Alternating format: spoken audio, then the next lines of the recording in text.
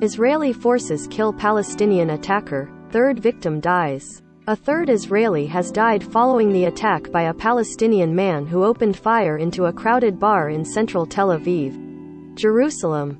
A third Israeli has died following the attack by a Palestinian man who opened fire into a crowded bar in central Tel Aviv. Israeli security forces said they hunted down and killed the attacker early Friday.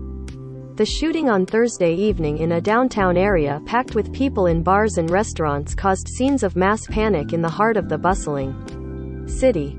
2 people were instantly killed and over 10 people were wounded. A Tel Aviv hospital on Friday afternoon announced that Barak Lufan, 35, who was wounded in the shooting had succumbed to his injuries. It was the 4th deadly attack in Israel by Palestinians in 3 weeks, and came at a time of heightened tensions around the start of Ramadan. Tens of thousands of Palestinians attended the first Friday prayers of the Muslim holy month in Jerusalem amid a heavy Israeli security presence, with no immediate reports of unrest. Israeli Prime Minister Naftali Bennett met with top security officials and announced that a major crossing in the northern West Bank near the attackers' hometown would be closed indefinitely. Every murderer will know that we'll get to him, and anyone who helps terrorists should know that the price he will pay will be unbearable, Bennett said in a Israel proceeded with plans to allow Palestinian women, children and older men from the occupied West Bank to enter Jerusalem for prayers. Protests and clashes in the Holy City during Ramadan last year eventually ignited an 11-day Gaza war. Thursday's shooting took place in a crowded bar on Dizengoff Street, a central thoroughfare that has seen other attacks over the years. Thursday night is the beginning of the Israeli weekend, and the area was busy. In videos spread on social media, dozens of terrified people were seen running through the streets as police searched for the attacker and ordered people to stay indoors. The 2 killed on the spot were identified as Tomer Morid and Atam Majini, childhood friends in their late 20s from Kfar Saba, a town just north of Tel Aviv. Hundreds of Israeli police officers, canine units, and Army Special Forces had conducted a massive manhunt throughout the night across Tel Aviv, searching building by building through densely populated residential neighborhoods. Early Friday, authorities said they found the attacker hiding near a mosque in Jaffa, an Arab neighborhood in southern Tel Aviv, and killed him in a shootout. The Shin Bet Internal Security Service identified the attacker as Rod Hazem, a 28-year-old Palestinian from Jenin, in the occupied West Bank. It said he did not belong to an organized militant group and had no prior record. It said he had entered Israel illegally without a permit. The Jenin refugee camp was the scene of one of the deadliest battles of the Second Palestinian Intifada, or uprising, 20 years ago. In April 2002, Israeli forces fought Palestinian militants in the camp for nearly 3 weeks. 23 Israeli soldiers and at least 52 Palestinians, including civilians, were killed, according to the United Nations. The Israeli military frequently conducts arrest raids in Jenin, often coming under fire.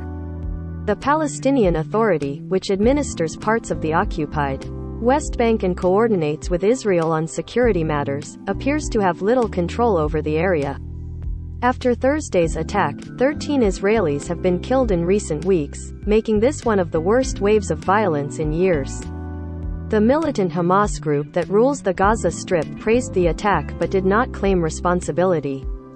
President Mahmoud Abbas, who heads the PA, condemned the attack, saying the killing of civilians on either side can only lead to a further deterioration of the situation. All of the attackers appear to have acted individually or with minimal support from a small cell.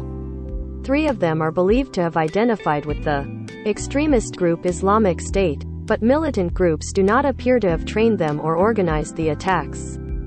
Seeking to avoid a repeat of last year's war, Israeli, Jordanian and Palestinian leaders have held a flurry of meetings in recent weeks to discuss ways to maintain calm. Israel has taken a number of steps aimed at calming tensions, including issuing thousands of additional work permits for Palestinians from the Hamas-ruled Gaza Strip. But the attacks have set off growing calls in Israel for a tougher crackdown. Israel allowed Palestinian women, children and men over 40 from the occupied West Bank to pray at the Al-Aqsa Mosque in East Jerusalem on Friday. The Muslim body that oversees the site said 80,000 people attended the weekly prayers. Police mobilized thousands of forces in and around the Old City, home to Al-Aqsa and other holy sites sacred to Jews, Christians and Muslims. The Al-Aqsa Mosque is the third holiest site in Islam and sits on a hilltop that is the most sacred site for Jews, who refer to it as the Temple Mount. The holy site has long been a flashpoint for Israeli-Palestinian violence. Israel has worked to sideline the Palestinian issue in recent years, instead focusing on forging alliances with Arab states against Iran. But the century-old conflict remains as intractable as ever. Israel captured East Jerusalem, the West Bank and the Gaza Strip in the 1967 Mideast War. The Palestinians want all three territories to form their future state. The last substantive peace talks broke down more than a decade ago, and Bennett is opposed to Palestinian statehood, though he supports steps to improve their economy and quality of life.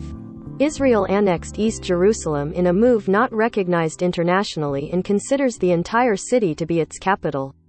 It is building and expanding Jewish settlements in the occupied West Bank, which most of the international community considers illegal. Israel withdrew soldiers and settlers from Gaza in 2005, but along with neighboring Egypt, it imposed a crippling blockade on the territory after the militant Hamas group seized power from rival Palestinian forces 2 years later.